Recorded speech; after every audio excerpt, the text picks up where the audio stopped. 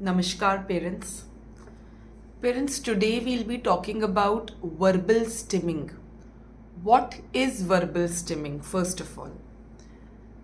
It is tendency of the child to be repetitively speaking, self-talk that you call it. The content can be meaningless, where the child is just continuously taking out some sounds, ba ba ba ba ba, continuously some meaningless sounds or tunes they keep repeating again and again and again. That is verbal stimming. Children who are verbal, who can verbalize, they do scripting. They pick up certain lines that they have heard in the past, or some poem, or some dialogue, or some jingle of the advertisement, and they keep repeating it over and over and over again.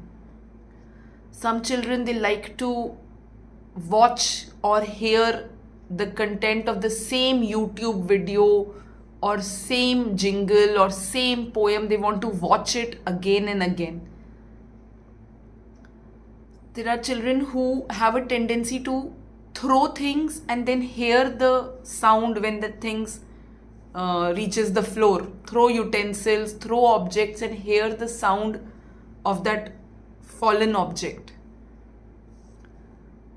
Some children have a tendency to suddenly start shouting. Suddenly they are sitting comfortably. Suddenly they'll shout and then everything will be at ease.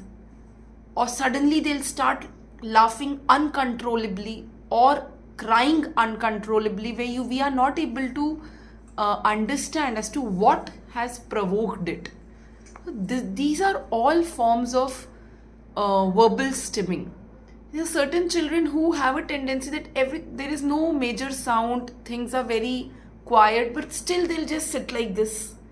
Even if when we sit like this, when we keep the hands on our ears and we close it, we are able to hear the internal sound. So there also they are trying to basically take some form of sound input only. We wonder as to why is the child closing his ears? There is no sound. Still the child is doing it. Right? So all these are forms of verbal stimming. Tapping on the walls, tapping on the tables, creating sound and then hearing it and comforting themselves. See, you have to understand that any form of stimming, not only verbal, is basically a method of self-regulation.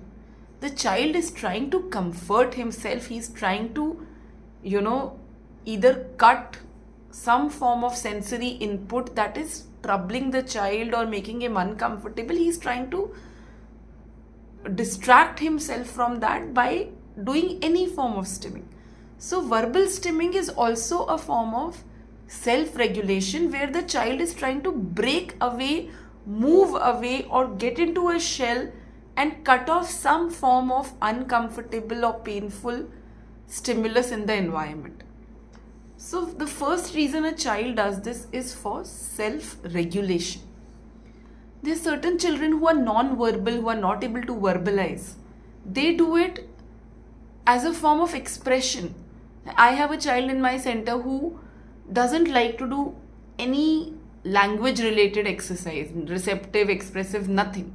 So the moment he realizes, okay, now this is what is being done, he starts doing and very loudly. Basically, he's trying to tell us that stop it. Don't do this. I don't want to do it. If I take him away, if I put him in some other activity, if I give him some texture to play with, he'll again be comfortable. That sound will go down. Right? So it can be a form of self-expression if the child is not very verbal. And what I personally feel which works and which it is a form of seeking also. Certain children, when they are producing sounds, when we produce sounds, there are certain vibrations that we are able to feel. There is a pressure, there is blowing, there is air coming out. So that is what the child is being comforted by. This could be one reason, and the other is of course the sound. The child hears that sound and that gives him a form of comfort. So It is basically self-regulation or expression or seeking. Right? Now, how to help this child? See, if you come to see verbal stimming is not a harmful stimming. If the child is sitting and verbalizing or repetitively creating sounds, it is not in any way harming the child or anybody around. But it is socially disruptive. If the child is doing it in a public setting, in an auditorium, in a temple, in somebody's house, at a party, it is not socially very to the mark, and you're doing it in a public transport, so it needs to be dealt with. Just leaving a thing saying that it is not harmless, no, it doesn't work like that. Socially it doesn't work like that, right? So what do we do? How do we help the child? We have to understand what the child is seeking. Is he enjoying the movement, the vibration, the pressure, the air from his mouth, or whether he is seeking the auditory input? If you are not able to understand, you're not able to decipher, do both. So if the child is enjoying the pressure, the vibration that is being created while doing the stimming, do oral massage on a regular basis. Do it on a regular basis twice a day. How to do it? I am putting it in the description box. Passive oromotor exercises. At least try to do it twice a day. And when you see that, okay, now my child is doing a lot of stimming, I've massaged him in the morning, now in the afternoon he's doing a lot of verbalization, meaningless stimming is going on. At that point of time, we have to distract and give some compensation. So at that point of time, immediately give him a high five and give him 10 counts of oral massage immediately, right? Number 2, do the oral massage twice a day. Do ear massage 3 to 4 times a day. How? Make cups out of your hands. Keep it on his ears. This way. 20 counts at one sitting 4 times a day. Morning, afternoon, evening, night. This is the schedule. Apart from this, when he is stimming, you distract, give him 10 counts, give him 10 counts. Immediately, you have to, any stimming behavior, just by distracting or stopping the child repeatedly, it will not go. You have to compensate. You have to give that child some form of alternative relief. Then only the child will stop. And record some content in your own voice. The mother, father, the family members, the voice that the child recognizes that this belongs to my mother. Record some content. If your child is non-verbal, you can record poems, you can record ABCD, you can record phonics, you can record bhajans, any content you can record. If your child is verbal, then preferably record statements, stories. Myself, my name is Pooja Singh, I am from Kalyan, I am so and so age.